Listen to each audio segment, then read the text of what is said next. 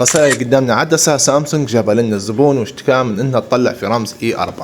رمز E4 في غسالة السامسونج يدل على ان في اوساخ مع رقلات مجرى التصريف.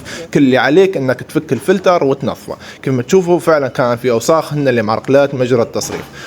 طبعا هذا يدل على ان الزبون ما ينظفش فيها بشكل دوري، فالافضل انك تخلي تنظيف الفلتر بشكل دوري باش ما تسببش عندك نفس المشكلة، وخاصة الاوساخ هذين يسبب في اعطال ميكانيكية في مضخة التصريف، ويسبب في روائح كريهة في داخل الغسالة. بكي نظفنا الفلتر ونظفنا قاعدة الفلتر، وبدأت الغسالة تغسل من دون ظهور أي رمز عطل، وبدأت تصرف في ميتها، وبكي وريناكم كيف تحلوا المشكلة. والسلام عليكم.